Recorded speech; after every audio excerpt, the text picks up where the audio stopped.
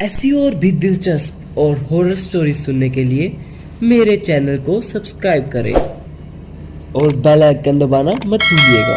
वो सब आधे घंटे में नहा धोकर तैयार हो गए थे और अपने बाबूजी के पास आ गए थे। फिर चरण लाल ने उन्हें सारा कुछ बताना शुरू किया। ये बात करीब 30-35 साल पुरानी है, जब हमारे घर में सब लोग तंत्र मंत्र साधना किया करते थे। चरण लाल और उसके जुड़वा भाई कमल ने भी बहुत सिद्धियां प्राप्त की हुई थी, लेकिन चरण लाल कमल से हर काम में आगे था और सब लोग उसकी बहुत तारीफ किया करते थे।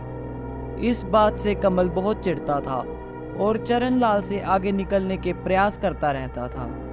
एक दिन उसने शैतान की पूजा करनी शुरू कर दी थी। उसके परिवार वालों ने उसे घर से निकाल दिया था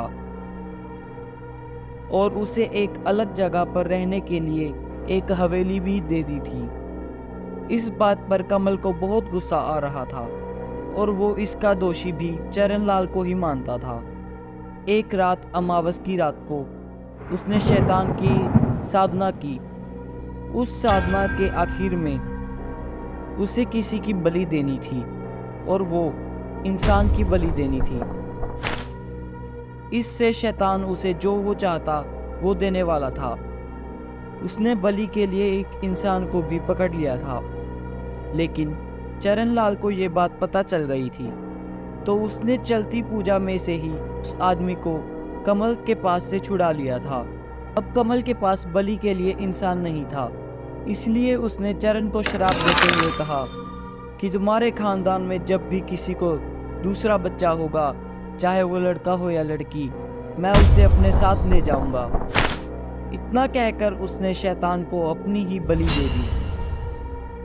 जाते जाते उसने कहा, मैं वापस आऊंगा, मैं एक दिन जरूर वापस आऊंगा। जिस खंजर से उसने अपनी बलि दी थी, वो खंजर उन्होंने एक बक्से में रख दिया और उसे उसकी ही हवेली में दफना दिया था और तंत्र मंत्र साधना से उसे वहां कैद कर दिया था।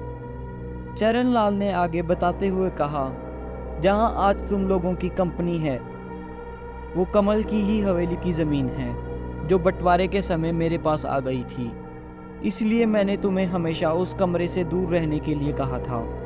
उस रात के बाद सारे परिवार ने तंत्र मंत्र साधना छोड़ दी थी और चरण लाल ने सूरज की ओर देखकर कहा कि अखिल जब पैदा हुआ था तो उसका एक जुड़वा भाई भी था, जो पैदा होते ही मर गया था।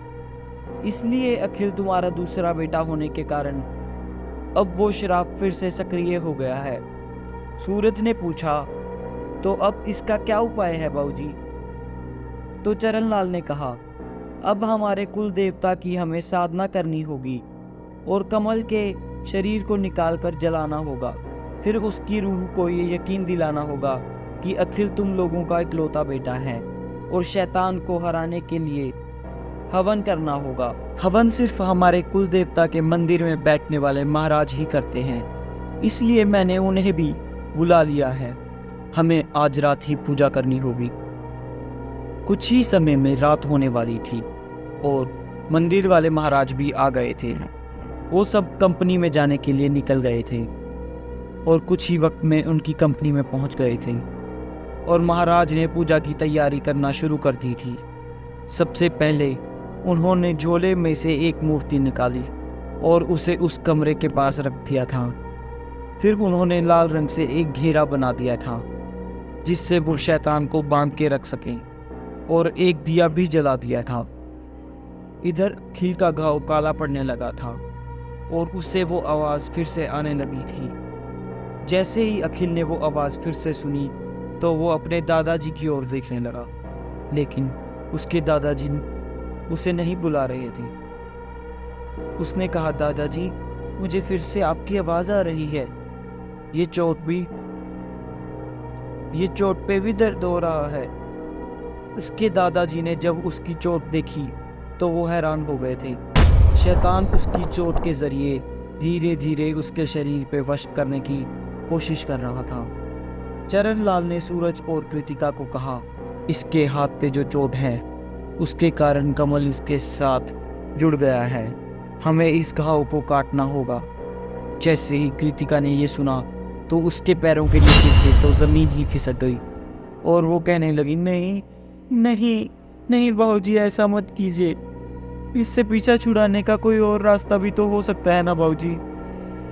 बाबूजी ने थोड़ी देर सोचा और बोले, एक रास्ता और है जिससे इसका हाथ तो बच जाएगा, पर उससे इसे दर्द बहुत होगा। उन्होंने कहा कि गंगा जल के पानी को उबालकर इसके हाथ पर डालना होगा। उबलते पानी में हाथ को रखने से जैसे जहर निकलता है, वैसे ही इस घाव से उस शैतान का साया भी निकल जाएगा। सूरज और कृतिका दोनों एक दूसरे को देख रहे थे और उन्हें ये बात सुन के झटका तो लगा, पर उनके पास कोई और रास्ता नहीं था। सूरज ने एक डॉक्टर को फ़ोन किया और अखिल के हाथ को सुन्न करने का इंजेक्शन उस डॉक्टर से लगवा दिया था ताकि उससे ज़्यादा दर्द ना हो। अखिल इंजेक्शन से डर तो रहा था, लेकिन उसने बहादुरी से वो इंजेक्शन लगवा लिया था।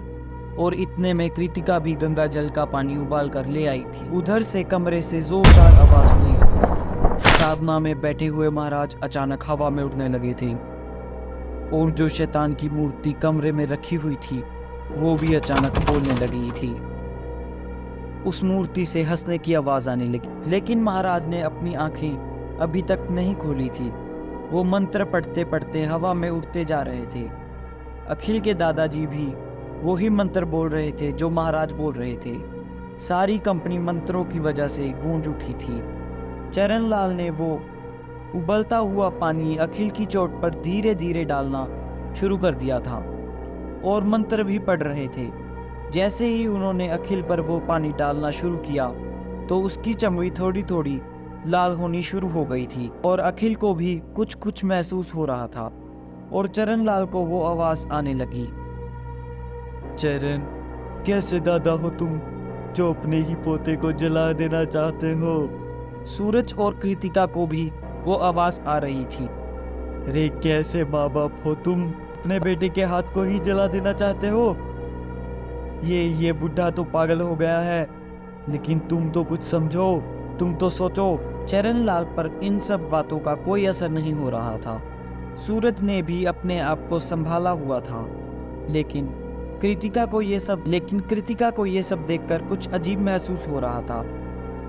वो अपना आपा खो बैठी और चरणलाल की ओर बढ़ने लगी। जैसे ही वो उससे रोकने वाली थी तो सूरज ने उसे पकड़ लिया और उसे संभालते हुए पीछे ले गया था। अखिल को अब दर्द होना शुरू हो गया था। उसे इतना तेज दर्द होने लगा था कि वो जोर जोर से चीखने लगा। इतने में चरणलाल ने सारा पानी उसके हाथ पर डाल दिया था और सूरज ने कमल की लाश को भी निकलवा लिया था और उसे जलाने की तैयारी कर ली थी। उधर महाराज भी नीचे आ गए थे और उन्होंने शैतान की मूर्ति को तोड़ दिया था।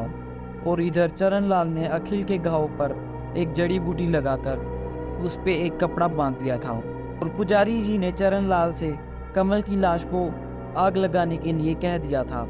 चरणलाल ने बिना देर किए उसकी लाश को आग लगा दी थी। उसे जलाने के बाद उसे चीखने की आवाज़ें आ रही थी, जैसे किसी जिंदा आदमी को जला दिया गया। कुछ ही मिनटों में उसकी लाश राख में बदल गई थी और पुजारी जी ने उस पे गंगा जल का छींटा मार दिया था और उसकी बची राख और हड्डियों को उसी बक्से में डाल दिया और उसके बाद उसे मंत्र पढ़कर बंद कर दिया था और कहा, इसे गंगा में बहा दे। ये सारा कुछ करने के बाद उस बक्से से फिर से आवाज़ आने लगी।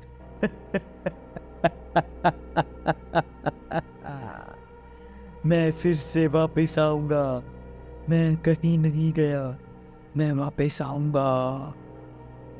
लेकिन ये आवाज़ सिर्फ अखिल को सुनाई दे रही थी और किसी को नहीं। उन सबको लगा कि इस पूजा के बाद सब शांत हो गया है और एक नई सुबह है। उन्हें लगा कि उन्होंने कमरे से जुड़ी सारी चीज़ें नष्ट कर दी हैं, लेकिन अखिल के पास अभी भी वो तावीज़ पड़ा हुआ था। क्या शैतान फिर से वापस आएगा या वो हमेशा के लिए जा चुका है?